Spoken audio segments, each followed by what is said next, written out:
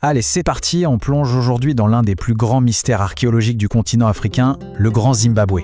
Imaginez un peu, une cité de pierre absolument colossale en plein cœur de l'Afrique australe, dont les origines ont été débattues, contestées et même carrément falsifiées pendant des décennies. Et c'est la grande question évidemment. Quand on voit ces murs incroyables, construits sans le moindre mortier, on se doute bien que les premiers explorateurs européens ont été déconcertés. Et cette énigme, elle est devenue le terrain d'une véritable bataille pour la vérité historique. Bon, explorons un peu le site ensemble. Et attention, on ne parle pas de quelques petites huttes, hein. Prenez le Grand Enclos par exemple. C'est une structure massive avec un mur d'enceinte de plus de 250 mètres de long qui monte jusqu'à 11 mètres de haut par endroit. Pour vous donner une échelle, c'est tout simplement la plus grande structure ancienne jamais construite au sud du Sahara. Rien que ça. Et le plus fou, c'est que le Grand Zimbabwe n'est pas un cas isolé. Non. C'est juste le plus grand et le plus spectaculaire d'environ 150 sites en ruines similaires dans toute la région. Ça nous montre bien qu'on a affaire à une civilisation super organisée et vraiment puissante. Alors là, face à une telle merveille, l'idéologie coloniale de l'époque, elle a un gros problème. Parce qu'admettre qu'une telle chose ait pu être construite par des Africains indigènes, pour eux, c'était impensable. Du coup, on a vu fleurir tout un tas de théories alternatives, souvent complètement farfelues. Sérieusement, on a tout entendu. Des Phéniciens qui auraient traversé le continent, la légendaire reine de Saba qui y aurait eu un palais, et même le pays d'Ophir de la Bible, la source de l'or du roi Salomon. Bref, toutes ces hypothèses avaient un seul et unique point commun, nier à tout prix une origine locale, africaine à ces constructions. Et c'est ça le cœur du problème. Comme le souligne très bien l'histoire générale de l'Afrique de l'UNESCO, ces théories n'avaient rien de scientifique, c'était de l'idéologie pure et dure. Une tentative délibérée d'effacer l'histoire et les réussites des peuples locaux, tout ça pour justifier la domination coloniale. Mais heureusement, la vérité finit souvent par refaire surface. Et c'est là qu'entrent en scène les vrais enquêteurs de cette affaire, les archéologues. Eux, face aux mythes et aux légendes, ils arrivent avec quoi ? Des outils, des méthodes et une approche scientifique rigoureuse. Alors, il y a deux noms qu'il faut absolument retenir dans cette histoire. D'abord, David Randall McIver en 1905, puis Gertrude Gatton Thompson en 1929. Ce sont leurs travaux qui ont posé les fondations qui ont permis de déconstruire pièce par pièce toutes ces théories racistes. La différence d'approche est radicale, on est d'accord. D'un côté, on a des récits basés sur des préjugés, qui cherchent à l'autre bout du monde une explication à ce qu'on refuse de voir sur place.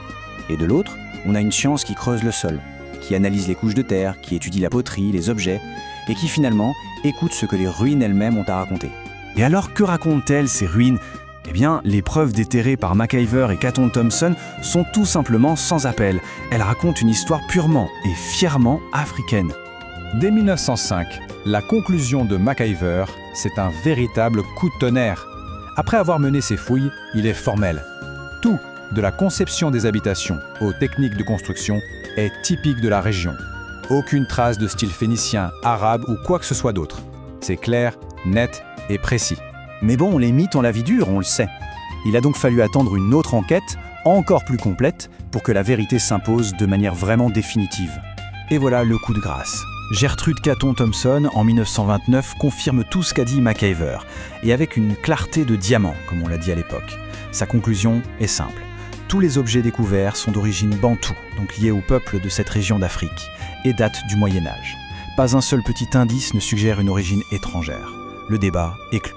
Le verdict de la science est donc limpide. Les bâtisseurs du Grand Zimbabwe et de tous les sites environnants, c'étaient les ancêtres des peuples Shona, qui vivent d'ailleurs toujours dans la région aujourd'hui.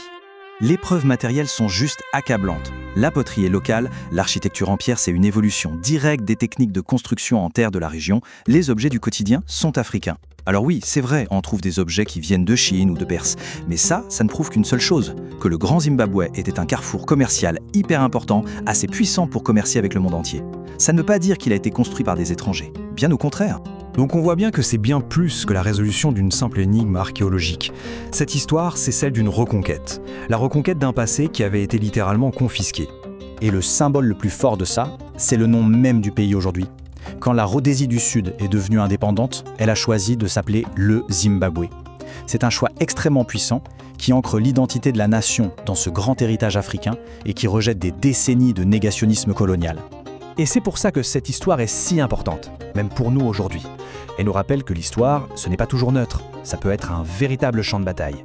Et que la recherche de la vérité, basée sur des preuves tangibles, eh bien c'est notre meilleur rempart contre les préjugés et notre meilleur outil pour rendre justice au passé. L'histoire du Grand Zimbabwe a été corrigée grâce à la science. Mais ça nous laisse avec une question assez vertigineuse, non ? Partout dans le monde, combien d'autres récits historiques ont été tordus, déformés par des préjugés ? Et quel est notre rôle aujourd'hui pour les redécouvrir ? C'est une réflexion qui, je crois, mérite d'être poursuivie ?